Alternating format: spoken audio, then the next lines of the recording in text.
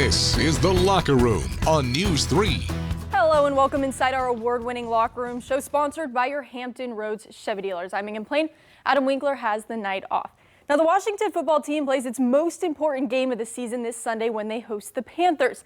Not only does Washington have a chance to win the NFC East for the first time since 2015, but head coach Ron Rivera has a chance to get some revenge. Although ask Rivera, and he says this is no revenge game. After coaching the Panthers the previous 9 seasons and leading them to a Super Bowl, he was dumped last year, just 2 days after Carolina's loss to Washington. But he gets the last laugh because with the tables turned, the Panthers are out of playoff contention, and a win by Washington could send Rivera and his squad to the postseason.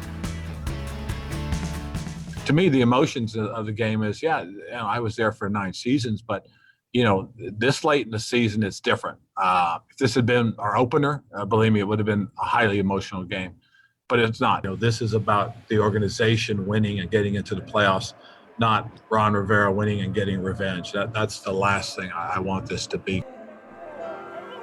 Washington's quarterback situation is still up in the air, but we do receive some good news on Alex Smith today. He practiced in full for the first time since straining his right calf. He will likely remain questionable until the morning of Sunday's game. And if he does not start, we get another week of Dwayne Haskins at the helm. Now, in 15 of the past 17 seasons, at least one NFL team has made the leap from last place in its division to making the playoffs the following season. So a Washington win could make them the latest team to accomplish that feat. That game gets underway at 4:05 p.m. and will be airing live right here on News 3.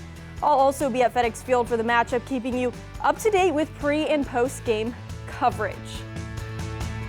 Now, this is what has to happen if they want to win the NFC East division title on Sunday. They're going to need some help from Baltimore as well if the New York Giants lose or tie to the Ravens in a game that begins at 1 p.m. Washington could punch a ticket to the playoffs, but with each of those teams trying to make a postseason push, they will be bringing their A game.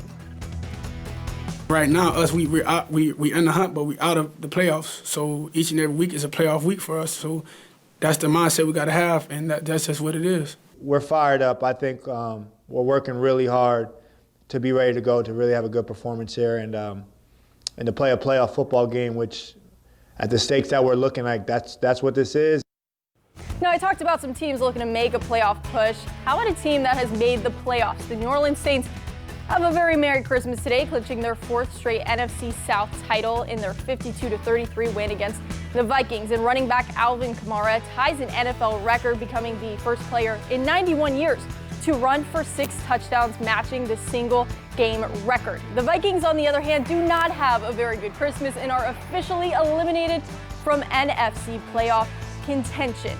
Now this Christmas, kids are on the naughty list. Virginia Beach native and Chiefs defensive tackle Derek Naughty teams up with the Boys and Girls Club in Kansas City to make sure kids have a present to open on Christmas. In both Kansas City and Hampton Roads, he also made sure that healthcare workers and families in need received a warm meal. So love to see that, guys from our area helping out some kids on Christmas. The one time of year, it's good to be on the naughty list. Right.